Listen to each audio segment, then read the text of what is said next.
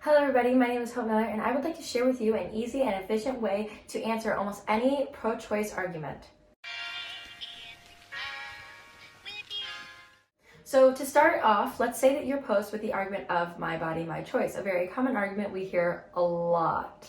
Okay, here's how I would answer it. And just to preface, I'm going to be answering these as though I'm having an actual debate because that's how my brain works. Okay, so my body, my choice. Okay, well, can I do this? Just this, nothing in my hand, right?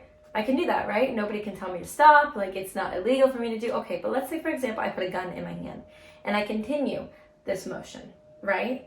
And this motion causes me to pull the trigger on a gun that is loaded, okay? And this gun is pointed at you and it shoots you. Now, at least it hurts you, could possibly kill you, right?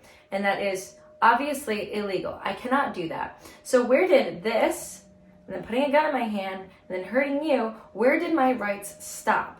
Okay, well, you know it's not putting the gun in my hand because we know that guns are technically legal and people can go hunting and things like that. The part where it's illegal is where I would, go to jail, is where I hurt you. So my bodily autonomy, being able to do this, stops when it hurts you, when it hurts another individual. So my rights, my bodily autonomy stop when it harms another individual. Easy, right? Okay, well, Hope, you might be, you're thinking probably, Hope, like, what if, it's not about my body, my choice, but it's my body's the one being affected. Okay, well, then I might ask you this. Drink a big old glass of water and come back to me in 24 hours. Did you go to the bathroom? Probably.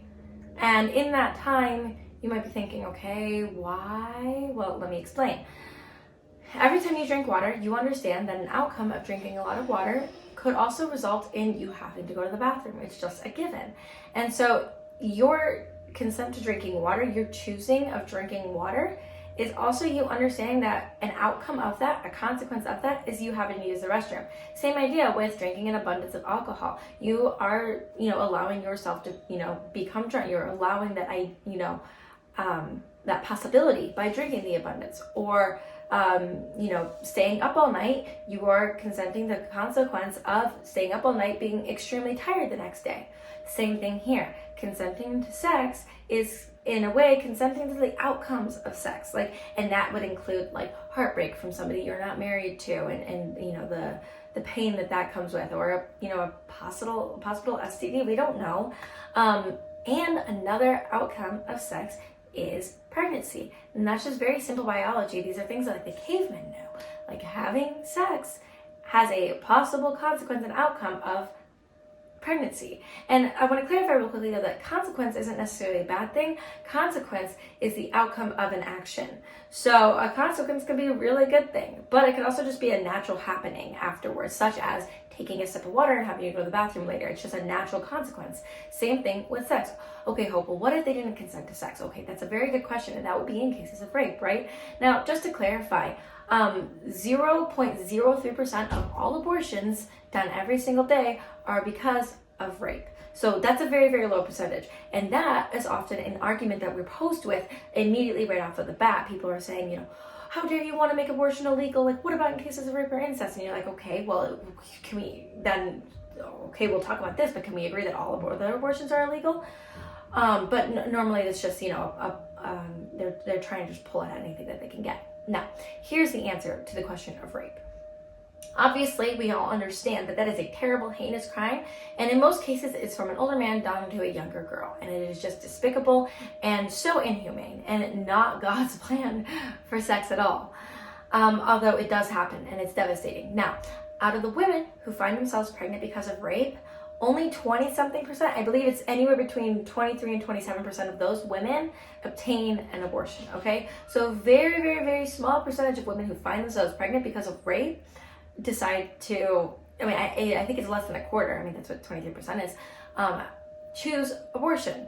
Now, I say choose abortion. Do they really? Because 80-something, I think it's 87% of women who say that, they had an abortion because of rape, say that they were coerced into it. They felt like they had no other way.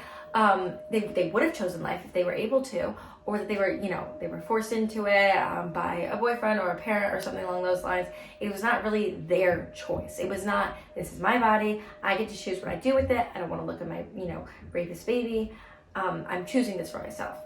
87% of the time women say that that was not the case. It was not their choice. So that says to me, okay, so they also say that abortion is a second trauma added on to the first trauma, which is, of course, rape. So you are in, and this isn't a scenario where 2 negatives equal a positive. This is just 2 negatives equal a really bad situation for a young lady. And so why would we push something that harms a woman so terribly? Okay, so then we've taken care of the, answer of my body, my choice. We know that your rights end when it harms another human being, and that consent to pregnancy is an understanding that the consequence of pregnancy is, a consequence of sex is pregnancy. And if they didn't consent to sex and they were raped, we understand that abortion because of rape actually does more harm than good. And this is statistics. This isn't pro-life statistics. This is just statistics. Like, that is just the reality of it. So why would we push something on somebody that hurts a woman to such a degree? Why not, instead of pushing abortions on women, we help these women? Because in most cases, from my knowledge, it sounds like women don't really want to obtain abortion. They just feel like they have no other way. And why not instead, we society come together, rather than pushing abortion on women, we open up women's centers and we offer free pregnancy resources, and we help women in these situations. We, offer them babysitting or baby clothes, or help them finish a degree, or help them find a job in some way, shape, or form so that they can do this. Because everyone is saying how empowering abortion is and how it's their body, their choice, but yet I just posted this the other day that 64% of all abortions, women say that they were coerced into it. That's so many women who are saying, that's over half of the women who obtain abortions are saying, this wasn't really my choice, I was just forced into it. So is it really my body, my choice? Why would we push abortion if we know that it hurts women to such a degree, and we know that it actually isn't the answer? That's some food for thought. Thank you guys so much for watching, and if you like videos like these, tell me and I'll maybe try and do some more. But that is quickly answering any pro-choice argument, the basics at least, in a very short amount of time. Bye guys, thank you for watching. And it goes a little something like